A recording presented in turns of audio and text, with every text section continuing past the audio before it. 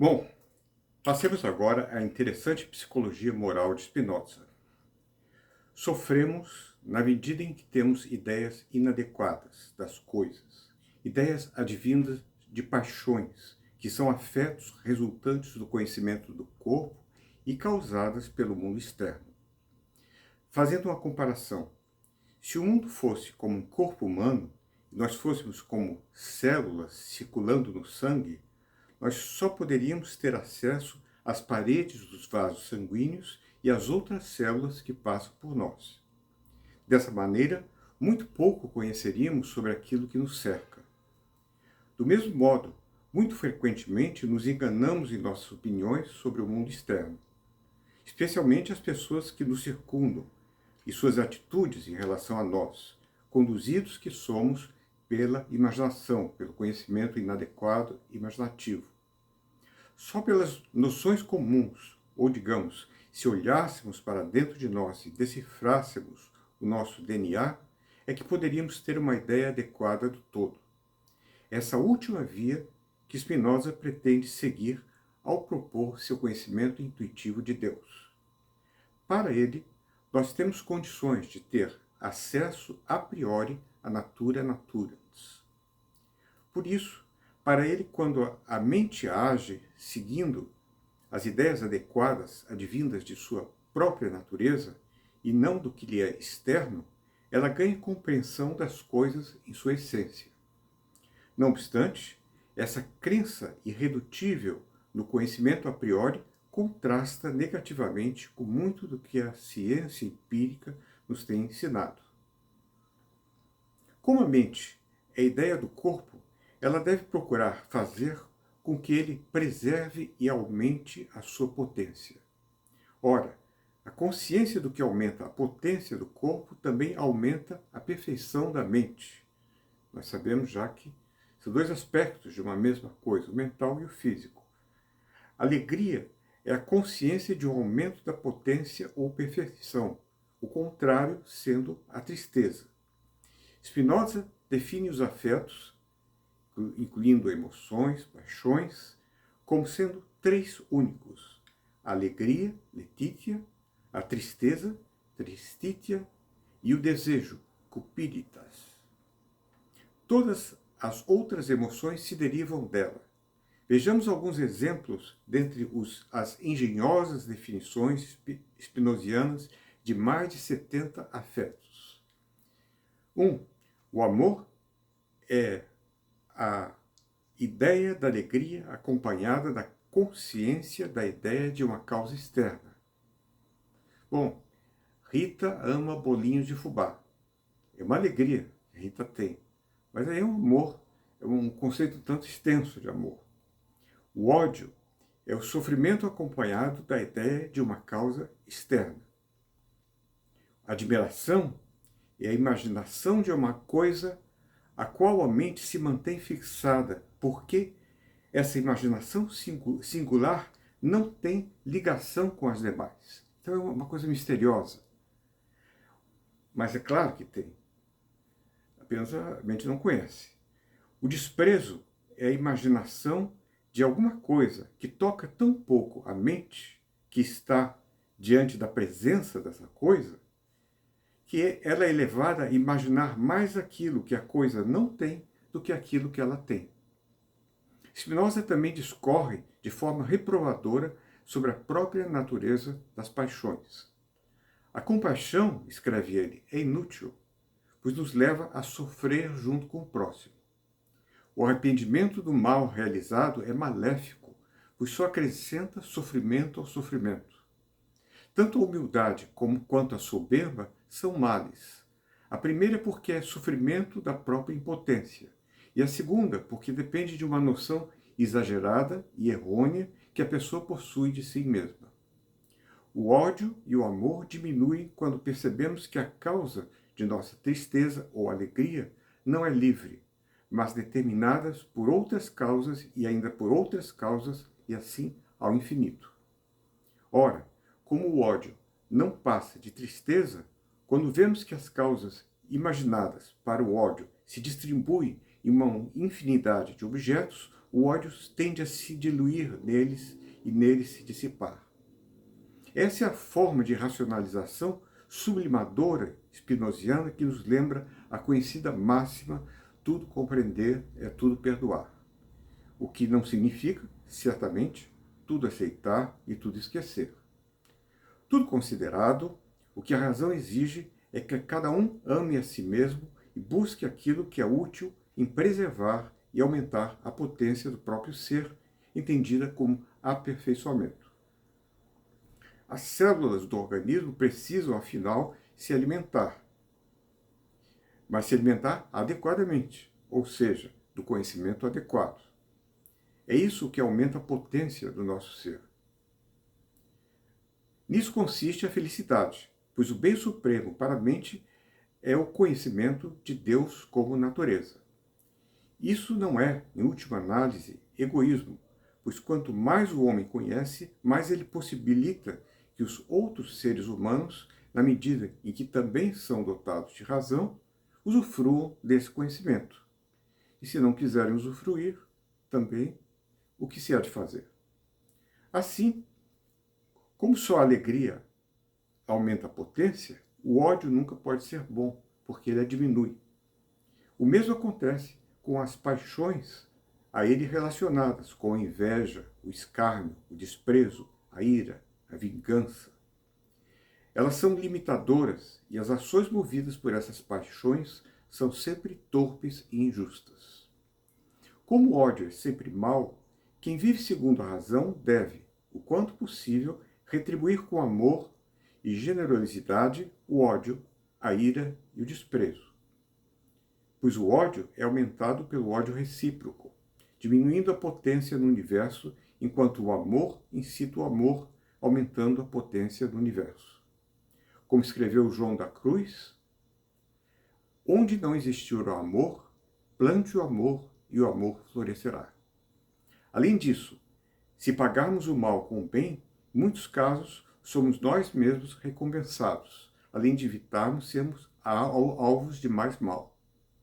Consideramos que somos seres eminentemente sociais, a ética aparentemente egoísta de Spinoza termina em uma apologia ao altruísmo, embora um altruísmo de cunho claramente utilitário.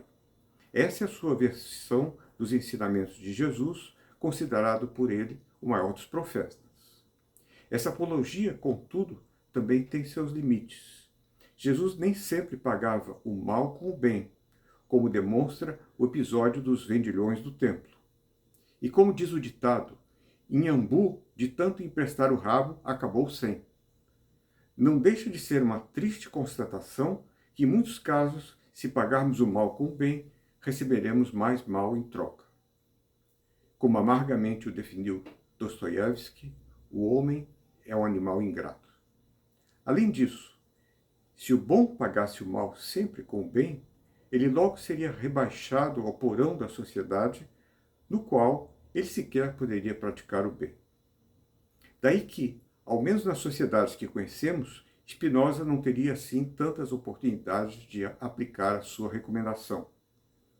Há, contudo, alguma coisa importante nela que não pode ser esquecida. A posição oposta, segundo a qual o mal precisa ser sempre pago com o mal correspondente, só o sangue lava sangue, segundo um desejo instintivo de vingança, parece algo não menos danoso do que uma cega forma de altruísmo. Como disse Gandhi, olho por olho e dente por dente, logo todos terminarão cegos. Ao menos a atitude inicial, digamos, nossa meta-atitude diante do mal, deve ser spinoziana. Devemos aprender a tratar o mal racionalmente e não reativamente. Já que tudo é determinado, não há,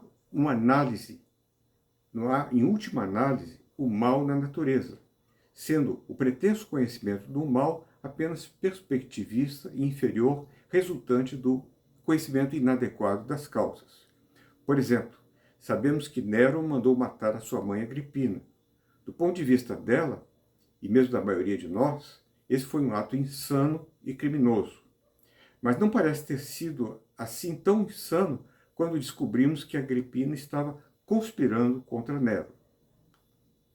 Da perspectiva de um conhecimento adequado, que levasse em conta a totalidade das causas, esse teria sido um acontecimento necessário e, nesse sentido, nem bom nem mau. Assim, se tivéssemos somente ideias adequadas, se pudéssemos julgar o mundo sob a perspectiva da eternidade, nós não teríamos conhecimento do mal. E por isso mesmo, Deus não tem conhecimento do mal. Deus não pode ter conhecimento do mal.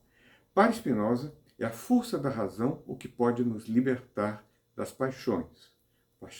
Passamos aqui ao ponto seguinte. E o método para a libertação das paixões já foi sugerido.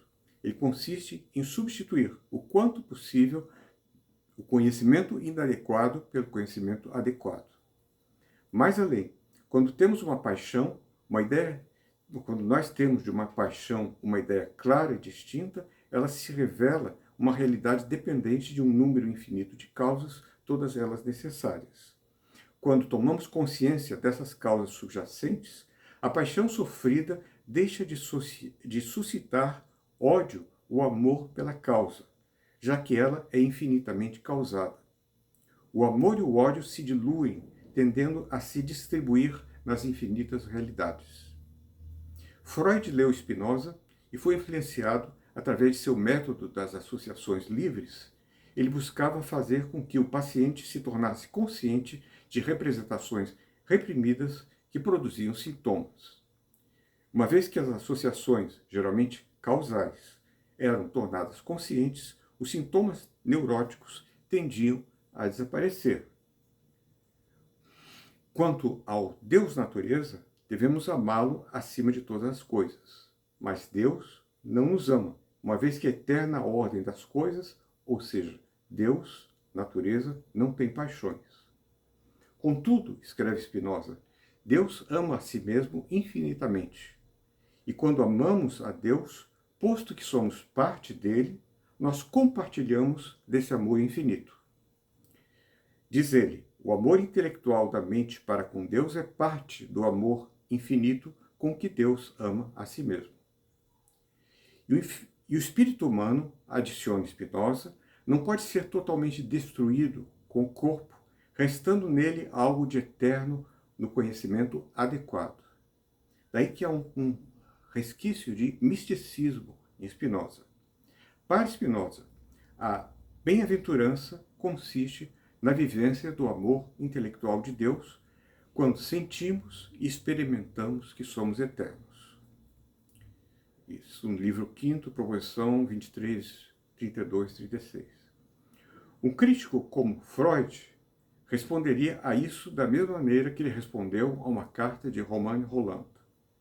Nessa carta, Rolland lhe escreveu sobre um sentimento oceânico de pertencimento ao mundo, um sentimento que pode aparecer, digamos, quando nos encontramos a sós, junto à beleza dos raios de sol penetrando na bruma de uma clareira na floresta. A resposta de Freud foi como um balde de água fria. Trata-se, diz ele, da perspectiva da psicanálise, apenas de um sentimento de regressão à infância mais remota, quando a pessoa ainda era incapaz de separar o mundo externo de si mesma. Parece, contudo, que ao menos alguma coisa do que se apresenta em Spinoza como misticismo pode ser resgatado hoje pela presciente metáfora do túnel de vidro do excelente filósofo inglês que foi Derek Parfit. Eis o que ele nos diz ao considerar sua descoberta de que a continuidade de nossa existência pessoal, em contradistinção com a existência de outras pessoas, não é uma questão de tudo ou nada. Minha vida parecia, diz ele, como um túnel de vidro através do qual eu estava me movendo a cada ano mais rapidamente e no fundo do qual havia escuridão. Quando mudei meu ponto de vista, os muros de meu túnel de vidro desapareceram. Agora eu vivo ao ar livre. Ainda há uma diferença entre a minha vida e a vida das outras pessoas, mas a diferença é menor. As outras pessoas estão mais próximas. Eu estou menos concernido acerca de minha vida e mais concernido sobre a vida das outras pessoas. O ponto considerado por Parfit com relação à amizade, que era importante para Spinoza, e a interação produtiva com outras pessoas pode ser generalizado. Se alguém tem filhos e os bem educa, e eles se tornam adultos saudáveis e felizes, esse alguém se reconciliará mais facilmente com a morte ao saber que de alguma forma contribuiu para a continuidade de sua pessoa no mundo. Uma vez que Parfit escreveu On What Matters, essa obra perdura para além de sua existência pessoal, como algo próximo de um conhecimento adequado. É algo que saiu de sua mente e que deve ter alguma permanência, ainda que provisória, e o mesmo valendo para a ética de Spinoza. Ambas as coisas aumentam a potência, a felicidade no mundo de um ponto de vista spinozista. Podemos corroborar esse ponto com a história real do neurocientista norte-americano David Marsh, que após uma longa pesquisa investigando o processamento computacional que o cérebro faz das impressões visuais, descobriu que tinha apenas alguns meses de vida. Como resultado, ele passou seus últimos dias escrevendo rapidamente um clássico da neurociência chamado Vision. Há também evidências evolucionárias. Em um primeiro e mais plausível momento, Freud distinguiu entre pulsões de sobrevivência do indivíduo e pulsões de sobrevivência da espécie. O que Parfit apontou e o que Marx exemplificou foi o papel do instinto de sobrevivência da espécie agindo no indivíduo. Assim, o caminho da liberdade consiste para Spinoza em formas de sublimação resultantes do uso da razão. Primeiro, em substituir as paixões passivas resultantes do conhecimento inadequado por sentimentos ativos resultantes do conhecimento adequado. Em seguida, em perseguir o prazer proporcionado pelo conhecimento adequado das noções comuns e, principalmente, em alcançar o conhecimento adequado do terceiro gênero que resulta do amor intellectualis Dei, o amor racional por Deus. Essa é a estratégia da bem-aventurança, da sabedoria, através da qual eliminamos, ou pelo menos diminuímos, as paixões passivas e suas inevitáveis tristezas. Agora, a última parte.